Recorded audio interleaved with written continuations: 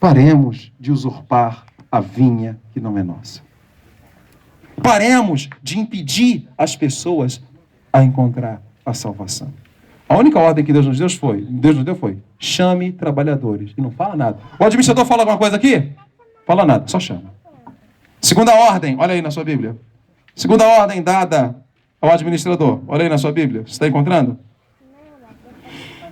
A segunda ordem foi: pague o salário. A segunda ordem foi o quê, gente? Pague o salário. Engraçado, quando eu vou ao Plaza Shopping, vou numa loja, eu pergunto: tem um sapato aí? Olha o que o vendedor fala. Esse eu não tenho. Dá vontade de perguntar: a loja é tua, amigo? Pode pagar dessa maneira? Isso eu não posso. Por que o vendedor não fala? Isso a empresa não faz. Isso a loja não tem. Porque naturalmente as pessoas se apropriam daquilo que não é delas. É conhecer uma pessoa, dá poder para ela. Põe num galpão, se o chefe não está ali, ele é gerente. Isso eu não tenho, isso eu não posso. E muitas vezes o dono é muito mais flexível do que o gerente que ele colocou. Concorda comigo? Muitas vezes o dono é muito mais gente boa. Mas quando eu tenho algo que não é meu, eu quero me apropriar, quero ter um pouquinho de poder. Só um pouquinho de poder. A ordem que o dono da vinha deu para o administrador foi: pague o salário. Agora, gente, olhem para mim. O salário pertencia ao administrador? Sim ou não? Não. O salário era da empresa. Qual era a empresa? Vinha de Israel, sei lá das quantas. Vinha da Palestina, sei lá das quantas, qual era. Mas ele poderia, ao pagar o salário, pensar: esse salário é meu, eu vou usurpar esse salário. Ele apenas recebeu a ordem de pagar o salário.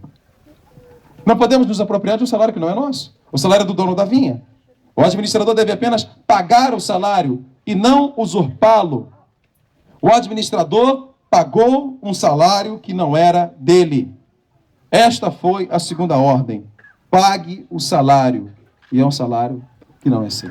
Fomos chamados por Deus para dizer: receba a salvação. E essa salvação não é nossa. Essa salvação é de Deus. Não é nossa, irmãos. E como temos percebido nos dias de hoje, usurpações da salvação. Quer ser salvo? Algumas igrejas dizem: tem que falar em línguas. Outras dizem: quer ser salvo? Tem que fazer um encontro com Deus. Não é verdade, Toquinho? Outras dizem: quer ser salvo? Tem que entrar na fogueira santa. Outras dizem: quer ser salvo? Tem que fazer isso e aquilo. Não podemos usurpar o salário que não é nosso. Nossa ordem é apenas: chame o trabalhador e paga. O salário não é teu, apenas paga. Apenas paga. Apenas faça isso. Eu quero, infelizmente, aqui chegar ao final da nossa conversa hoje à noite. Eu quero pensar com você numa situação hipotética. Pense comigo aqui numa situação hipotética. Vamos pensar em duas situações. A primeira situação: você é um médico, e como médico você está cuidando de um garoto que acabou de ter um acidente de moto e ele morreu. Ele é filho único, e lá do lado de fora está uma mãe e um pai. E você tem que dar a triste notícia: seu filho morreu. Alguém queria estar na pele desse médico? Levante uma das mãos aí. Nenhum de nós. Essa é a cena 1. Vamos para a cena 2. Cena 2. Você trabalha na Caixa Econômica Federal e há um ganhador da Mega Sena acumulada de 42 milhões de reais. E você recebe a incumbência de ligar para essa pessoa, encontrá-la e dizer: você é o novo milionário do Brasil. Muitos de nós levantariam a mão. Eu gostaria de dar uma boa notícia dessas. Agora, eu quero refletir. Nós estamos mais perto do anúncio da Mega Sena ou da morte de alguém? Depende do tipo de vida que você tem. Quando nós falamos para alguém: há uma vida no céu para você, esse prêmio é melhor do que a Mega Sena. Por quê? Primeiro, porque o dinheiro da Mega Sena é um dinheiro amaldiçoado. Amaldiçoado. Tem algum crente meu aqui apostando na Mega Sena? Manifeste-se agora, o cara se para sempre. Cascudo, hein? Cascudo, disciplina, bronca. Olha lá, hein? Pega o dinheiro que você quer dar na raspadinha e dá de oferta. Amém, irmãos? Dá de oferta. Tá sobrando dinheiro, né? Dá de oferta, você vai ver o que vai acontecer na tua vida. Dinheiro de Mega Sena, loteria, é amaldiçoado. Olha lá aquele cara que recebeu um dinheiro aqui em Rio Bonito. O que aconteceu na vida dele? Outra coisa, o camarada recebe um dinheiro desse, a família aparece. E aparece a perturbar, sim ou não? E não tem nem como dizer: me empresta o dinheiro? Não, não tem. Tem como dizer isso? Eu acho que a frase não tem, ela é fantástica. Não pode nem dizer que não tem. Você acabou de ganhar 42 milhões de reais. Daniel está falando aqui, né? Não, eu não vou dar, né? O problema, que bom, tá ligado, né, Daniel? Tá ligado aí no sermão. Mas o problema é que você perde a amizade da família. Vai ser antipático. Tenho pena dos milionários que têm famílias humildes.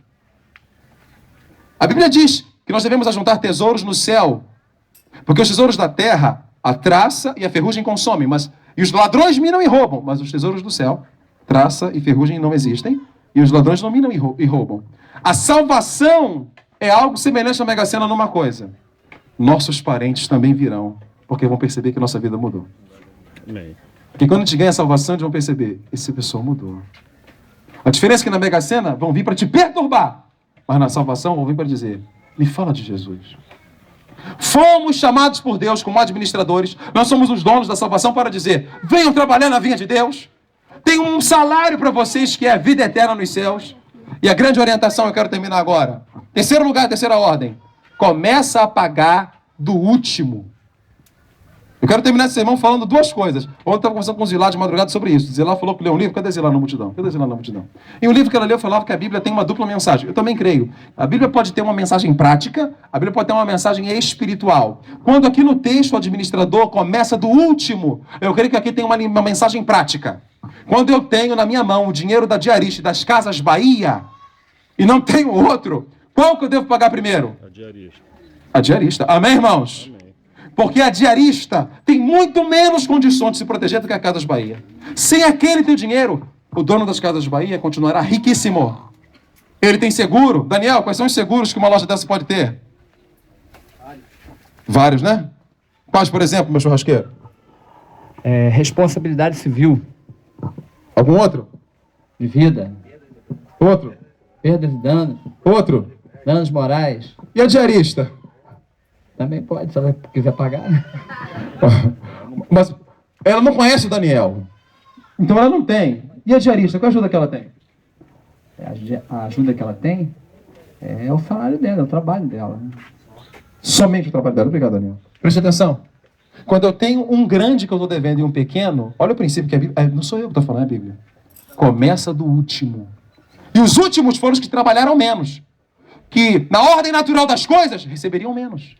Deus está falando, começa sempre do último. Proteja o pequeno. Gente, eu não sei como é que é essa situação da lei de falência. Advogados aqui. Eu não sei o que a lei de falências fala, mas quando uma empresa fale, acho que tem uma regra. Tem que pagar primeiro isso, pagar primeiro aquilo. E eu espero que nessa lei, os funcionários estejam na primeira fila. A prioridade é dos funcionários? Primeiro paga os trabalhadores. Amém. O que sobrar vai para os credores. Vai para os credores. Que tem dinheiro. Pague o menor. Comece do último. Amém, irmãos? Ajude quem não pode se defender. Seja justo. Comece do último. Entre credicar e a diarista, quem deve pagar primeiro? A diarista. O credicar tem juros de 14%, mas pague a diarista. Deus vai te abençoar. Agora eu quero terminar o sermão. O dono da vinha falou, mas vá até o último. Irmãos, não é pecado ter dívida. Todos nós podemos ter. Mas eu quero aqui falar como teu pastor. Negocie e renegocie as suas dívidas. Amém? Amém. Podemos dever. Se a razão para estarmos devendo é uma razão justa. Tivemos um desemprego, tivemos uma doença. Se é uma razão injusta, peça perdão a Deus. Deus, me perdoe porque eu gastei todo o meu dinheiro comprando roupa na C&A. Peça perdão e não faça mais isso. Mas se é uma razão justa, o mínimo que você deve fazer é: vem cá, estou te devendo. Luizinho, estou te devendo? Então nós vamos sentar e eu posso te pagar em tal data. Eu tenho que negociar. Qual é a ordem que o dono da vinha deu? Olha o verso 8. Vá até os primeiros. Todos têm que receber.